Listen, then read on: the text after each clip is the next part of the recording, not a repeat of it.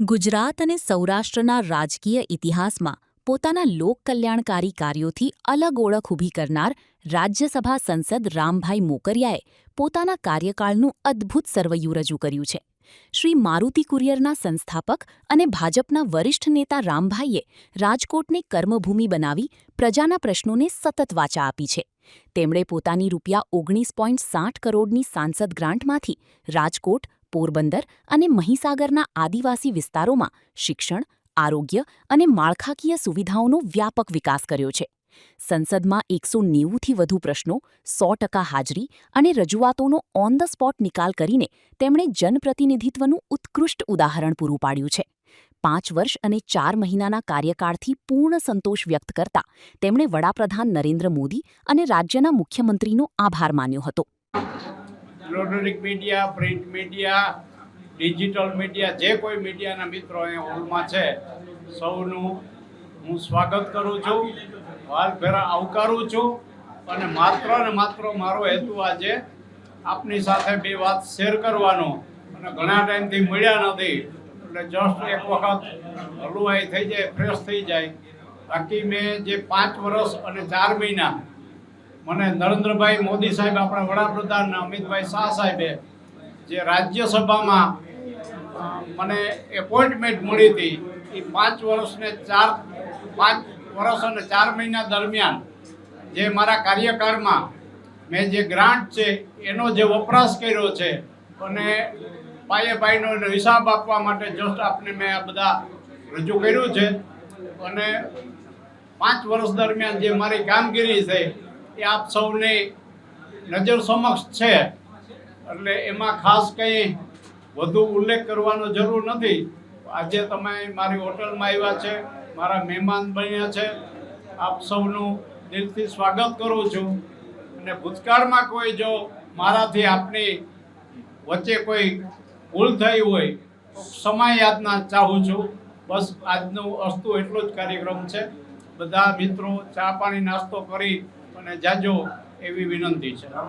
એ તો ઘણી બધી એવી યાદો છે કે ઘણા બધા દુઃખી માણસો, ઘણા બધા લોકો આવ્યા હોય અને જેને કોઈ સાંભળતું ન હોય, કે જેને કોઈએ રિસ્પોન્સ ના આપ્યો હોય, એવા લોકો પણ મારી પાસે આવતા. બધાનું જ હું કામ કરતો. અત્યારે 5 વર્ષનો એટલો બધો મારી પાસે યાદી નથી ઉલ્લેખ કરું, પણ જે કોઈ લોકો આવ્યા, કોર્પોરેટર લેવલનું કામ, ધારાસભા લેવલનું, સંસદ લેવલનું કોઈ પણ કામ હતું, સામાજિક હતું, પોલીસને અધિકારીઓનું લેવલનું જે કંઈ હતું, એ એટ એ ટાઈમ એની સામે બેસાડી અને એની હાજરીમાં જ ફોનથી સોલ્યુશન આપેલ છે. અને એ વાતનો મને સંતોષ છે. નહીં, મંત્રીને ગ્રાન્ટ નથી, મંત્રીની રિક્વેસ્ટ ઉપર એના વિસ્તારમાં વાપરેલી ગ્રાન્ટ છે. વિસ્તારો પોરબંદર વિસ્તાર છે, રાજકોટ રૂરલ છે, આદિવાસી વિસ્તાર મહીસાગર છે. આવા અલગ અલગ વિસ્તારમાં મુખ્યત્વે શિક્ષણ, આરોગ્ય માટે ક્યાંય એમ્બ્યુલન્સ આપી છે, આરોગ્યની અમુક ગ્રાન્ટો ફાળવી છે, અને અમુક શિક્ષણ માટે ફાળવી છે. મુખ્યત્વે એ જ છે, ક્યાંય ઇન્ફ્રાસ્ટ્રક્ચર છે, રોડ રસ્તાનું છે. બાકી મેં મારી સૂઝબૂછથી જે કોઈને ઉપર રજૂઆત કરી હોય અને રાજ્ય લેવલે જે સ્ટેટ લેવલે કામ થયા હોય એ જુદા છે, એમાં આનો કંઈ ઉલ્લેખ નથી. ના, એવું તો નથી કંઈ. પોસ્ટ ઓફિસ છે એની રીતે ખૂબ સારું કામ કરવા માંડી છે પહેલાં કરતાં.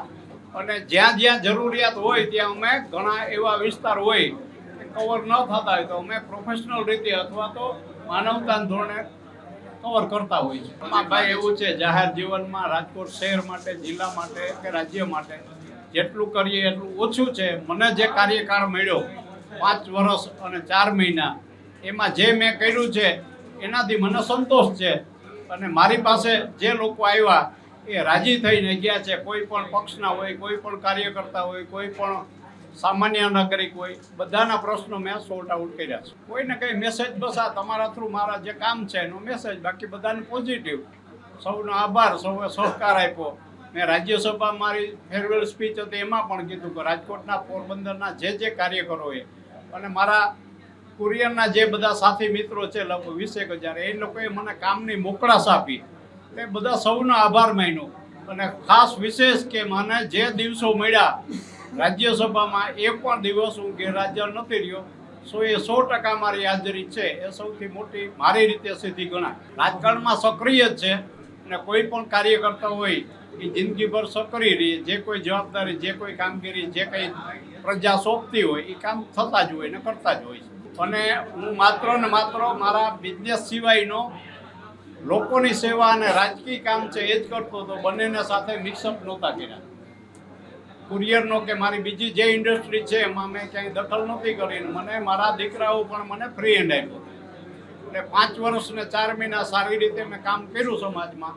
હવે હું મારા બિઝનેસની સાથે સાથે રાજકીય રીતે જ્યાં જ્યાં જરૂરિયાત પાર્ટી ઉપયોગીમાં થશે ત્યાં હું થઈશ. મોટે ભાગે એવું હોય છે કે રાજ્યસભાના સભ્યોને બહુ સિનિયર કે મિનિસ્ટર લેવલના હોય એને રિપીટ કરતા હોય છે. બાકી બધાને એક વખત તક આપે છે.